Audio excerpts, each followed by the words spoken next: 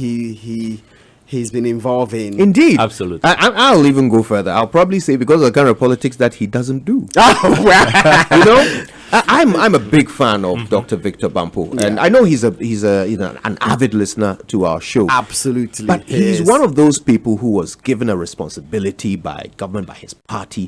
He wore it with pride, but you never ever came across him doing the things that we often criticize about politicians. You know, the acrimony and the back and forth. No, very, very, very pleasant. Yeah, he's a very, very warm, pleasant, reaches out across and the knows aisle, his stuff. I mean, he knows his stuff. But still makes his point, makes his argument, defends and supports his party or his ideology. You know, just like he's supposed to. But you know, just a wonderful guy. We're going to spend some. We're spending some time here in the Victor Bampo fan club. Absolutely.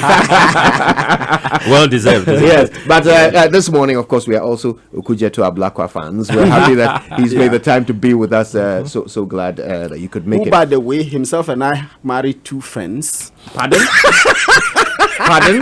Yeah, I bet you didn't know that. Is there a need for a bipartisan parliamentary probe into this matter? I sure need. I see. And since he brings that up, let me wish my backbone, my strength, my pillar, my boss, she who must be obeyed, Mrs. Noella Okujeto, a happy birthday. How opportune! Oh, it's Nola's birthday. Oh, okay. Happy birthday. Malik, is it your wife's birthday as well? No, she's October. That would have been slightly suspicious. Anyway, time for the news review. Stay with us.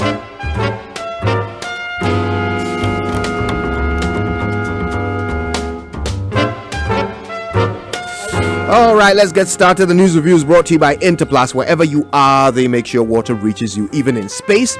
And First Atlantic Bank, refreshingly different, not forgetting CompuGhana, passion for technology. Now, if you're tired of using a garden hose to water your lawn every time, if you're tired of your brown lawn, then stay green with InGreen. Contact Interplast for your automatic lawn irrigation materials and more. Call them on 0302-819-000. InGreen, another quality solution from Interplast, wherever you are, they make sure water reaches you, even space. And today, you know, the papers didn't come out, but we've got lots of stories online to review on the news review. So let's very quickly do the online review, which is in addition to the news review. And it is brought to us every morning by Zenith Bank, in your best interest, and Goyle Good Energy. So, season's greetings from Zenith Bank. They want you to enjoy the festive season with the support of their bouquet of electronic banking products and services. Remember to use your Zenith Visa, GH Link and MasterCard for quick and easy access to your money.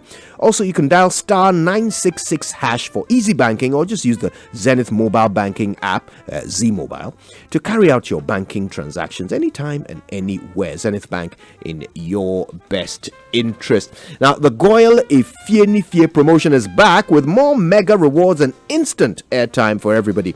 Goyle says thank you for your continued support.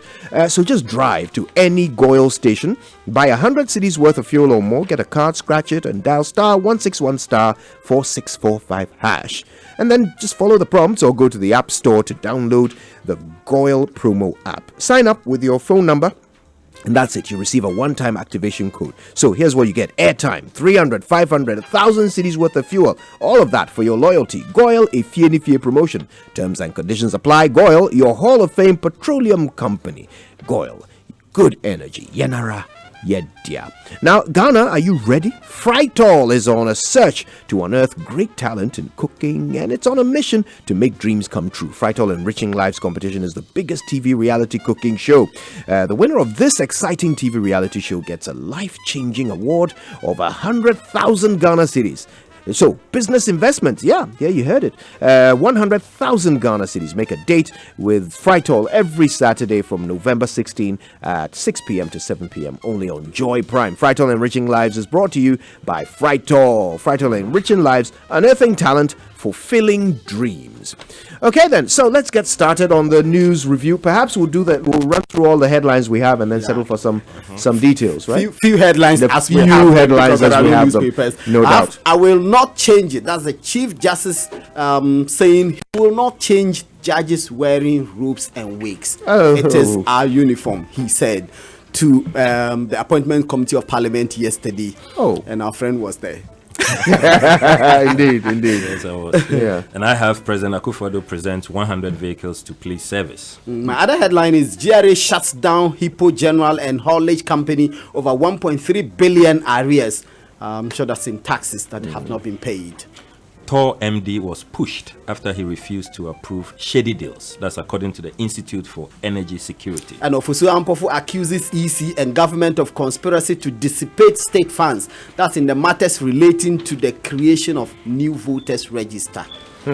And sack 40 of your ministers. Mahama. Start with the Chief Justice, whose nomination was approved by Parliament at his vetting yesterday. Long vetting, few controversies here and there. But let's start with the controversial one about, he was asked a question whether, given that in some parts of Africa there is a campaign to stop wearing the wigs and the gowns because they are representation of they are relics of colonialism. He said, well, as far as he is concerned, they will continue to wear them because this is the uniform of the judiciary, so they will continue to wear them. You know that on this morning show one time I was reading an article written by a Ugandan when he asked a question, more than 50 years after the colonialists left, they left behind the gowns and the wigs. That many African courts, African lawyers and judges continue to wear these wigs and robes. And we know that the outgone Chief Justice, when she came into office, insisted that judges must dress properly and lawyers must dress properly as well. Wear properly means gowns and wigs. Yes, you have to wear and gowns white and wigs. shirts. Absolutely. I know somebody got turned away from the Supreme Court because their shirt was blue. Except that Justice Kufu said that the lawyers should not wear their robes and walk across from the court, because once you leave court, you remove them. And even the babes, they shouldn't wear them across the street as she has seen some do. And she says that's actually improper. And some people have been punished elsewhere in England because of that. So they regulate what you wear in court and what you wear out of court as well. Yes, it's a regimented institution. But some other issues even came when up. you are not in the institution. Some other issues came up at the vetting, and I think that the questions that were posed by Mutaka Mubarak, Member of Parliament for Asawase and Minority Chief Whip, I think dominated discussions on social media relating to the membership of the General Legal Council by members of the Supreme Court and the Court of Appeal. Yeah. He raised the question that given that the High Court has jurisdiction to take decisions on other decisions taken by the General Legal Council, he wanted to know whether it was about time that the Supreme Court judges and the Court of Appeal judges removed themselves from the General Legal Council. And he used the matters, the ban that was imposed by Francis Sosu, because the disciplinary committee of the General Legal Council said that he had been engaged in some Facebook commentary or publication in violation of the rules, and therefore his license was suspended for a number of years, and that matter went to the High Court, and the High Court quashed the decision. We know that Samoku Joto was unhappy about that. He said, how can a body which is empaneled by Supreme Court judges take a decision and a High Court judge will go and quash it? So Mutaka Mubarak was asking, given that this is the case, should the Supreme Court judges remove themselves from this? And he asked the nominee. And the nominee gave an answer. I'm sure that our friend Sami, who was on the panel, would comment on this one and tell us what they make of the answers that were given. I mean, I wasn't surprised that the nominee said that he thought that there was nothing wrong because he's a member of the General Legal Council. He's been on the council for a considerable number of years, and he comes across generally as very conservative. He doesn't want to, shake the status quo ante. On the matter of gowns and wigs and bibs, for example, he says, look, let's maintain it. It's a uniform, which is, a very strict departure from his colleague, who's going to serve on the Apex Court with him, Justice Tokonu.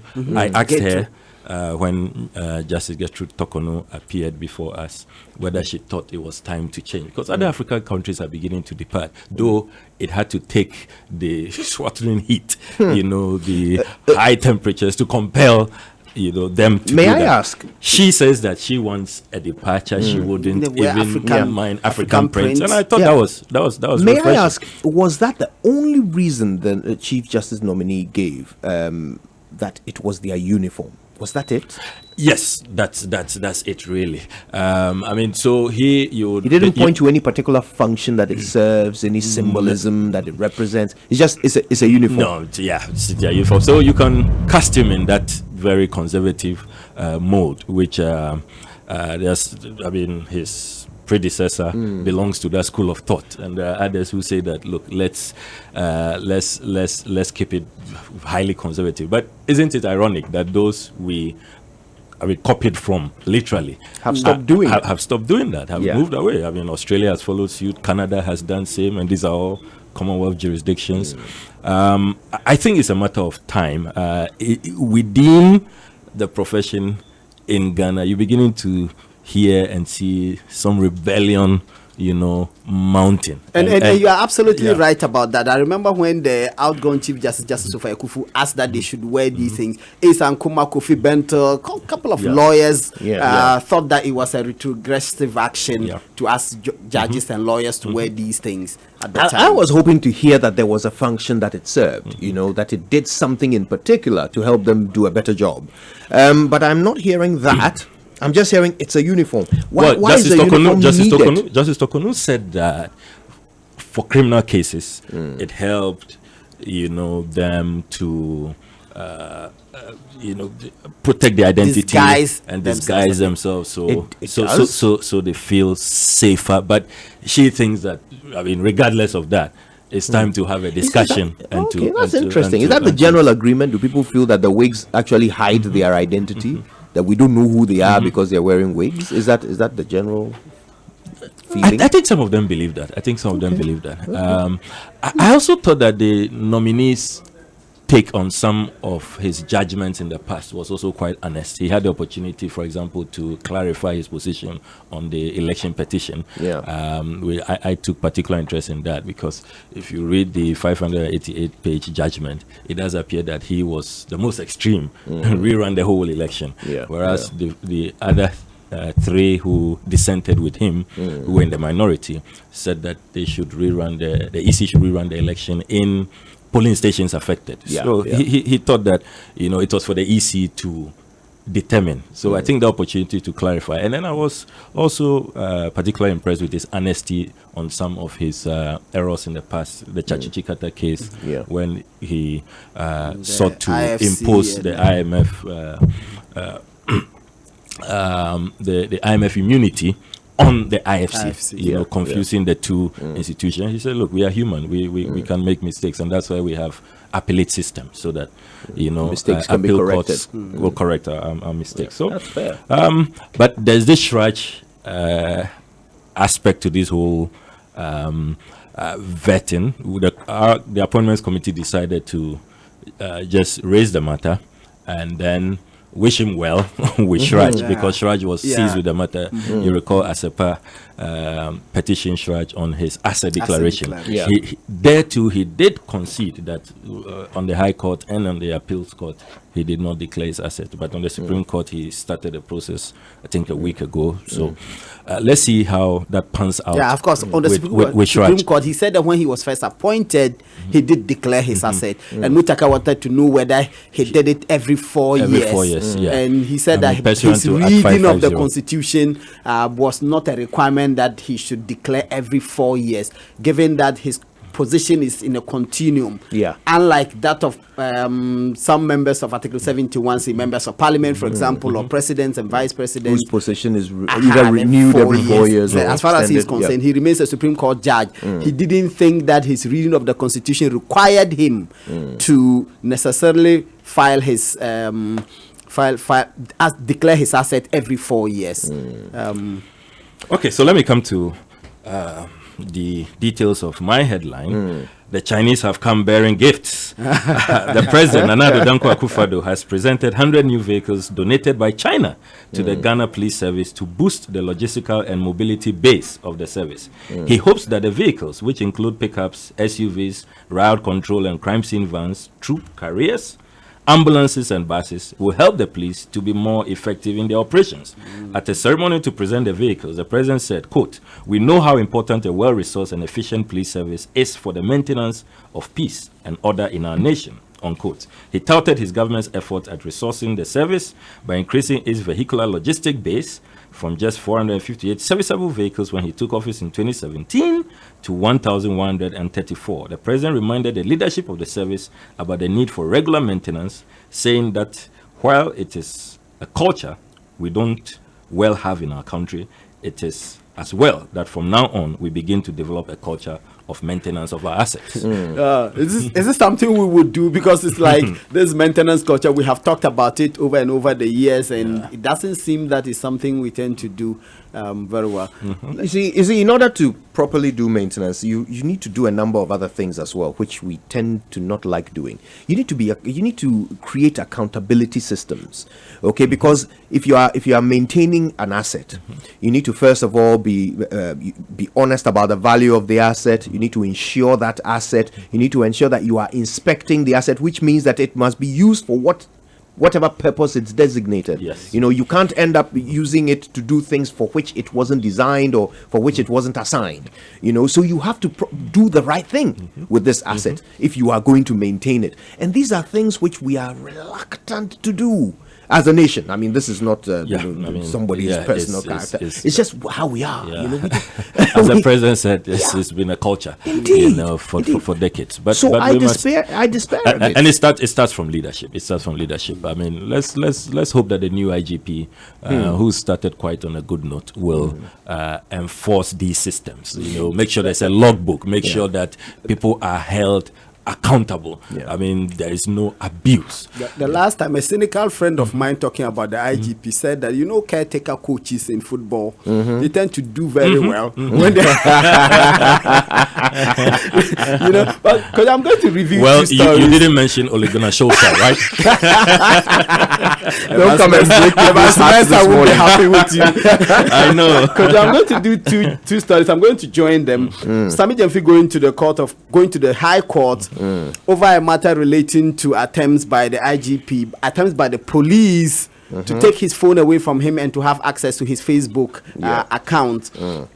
You know that the police went to the Kaneshie District Court and obtained orders allowing them to seize his phone and to have access to his Facebook account, because the police believe that he engaged in some cyber crimes. And this relates to some statements which we know were shared on social media, and he's been accused of being the person who fabricated that statement. It is the reason why the police went to court with an ex parte motion and obtained these orders. Now he's gone to the High Court arguing that, look, the action of the police was in clear violation of his fundamental human rights, and that he deserved to have been given notice that when the police called him, they said that somebody, the Jubilee House, made a complaint, and he said the Jubilee House is not definitive enough. There must be an identifiable person who made the complaint to you, and if you are going to act on that complaint, you must tell me exactly what it is that I have been accused of, and you must give me an opportunity in a court of law to defend myself and present my case before an impartial judge. You cannot go to court with an ex parte motion and obtain orders that allow you to violate my Article 18(2) rights, which is that every person shall not have the privacy of their information, their home, their communication interfered with. This is what he says the police want to do. He wants the High Court to quash those decisions and to allow him to enjoy his peace and quiet. He wants an interlocutory injunction against the police in executing this judgment or these orders which they obtained from the district court until the determination is made of the case he brought before the High Court. I mean, Malik, you really want to ask if Jubilee House should not be busier on other, more important matters. I mean, I'm not too sure they should have been the complainants in this matter. And we don't know who specifically at the Jubilee House. Do you not think so? I mean, this is a memo, right? A fake memo, as we are told, which was circulated widely on social media. No, I mean, I've been concerned about fake news. Yeah, damning content. If indeed, if indeed, is it not a security issue that actually ought to be taken serious at all levels? Shall it be done by the Jubilee House? And why is the complainant remaining a mystery? It should be done more frontally if it has to. But we in the NDC believe that increasingly the government is being heavy-handed. If you look at what's happening to our national chairman, a good number of our colleagues who continue to face, very, very suspicious and strange, harassments by the state. I would have thought that this was a straightforward matter, right, and that it should be done across the board. Look at what happened yesterday when President Mohammed's Facebook Live engagement, the notice was then, if you like, a new poster emerged with my former boss, Professor Nana Okonkwo-Adjumani, a distorted one. We said that he was going to announce as his running mate, and that's what the event was about. So we had to frantically spend the afternoon saying that, look, that's fake news, it's not true, and all of that. So we know that this fake news is an issue. So people perhaps are using, you should complain to the police about that too. Yeah, I mean, perhaps we should. And the irony in this example I give is that presidential staffers were those on social media sharing it. I mean, Nana Hesiri Ojiri, if you go to his Twitter account, he was one of the first people to share that. So the Jubilee House complaining about fake news and distortions, and you see some irony there in the cyber space. You see their own staffers, you're falling or being culprits of what they are complaining about, and I think that we need to look at that. But I mean, Sami Jemfi, as you know, is a tough cookie. He's a lawyer, and I'm sure that he will assert his rights. Okay. Let me move to Thor MD. Right. Was pushed after he refused to approve shady deals, according to the Institute for Energy Security. The Institute of Energy Security, IES, claims the immediate past managing director of the Tema Oil Refinery, Thor, was forced to leave his post for refusing to sign off a tolling agreement. The institute commended Azikosef for his integrity and choosing to resign rather than to continue as MD and invariably become a party to a questionable scheme that will hurt this country, benefit few private individuals, and saddle Thor and Ghana with more debts. Did they have some evidence of this claim? Well, I don't know. I'm not sure they would have. Well, maybe they may have some sources, but I'm not sure they would have. And the man himself, Isaac Kosei, who is the outgoing MD and who resigned, himself didn't state any reasons why he took this decision. Okay. Yeah. All right. Well, look, we've got lots to talk about today. Let's see how long we can keep the Honourable Member of Parliament with us before he runs off. But coming up next is the BBC News, brought to us by the kindness of Fidelity Bank. Believe with us, and Shell Club. Get more. That follows these all-important messages.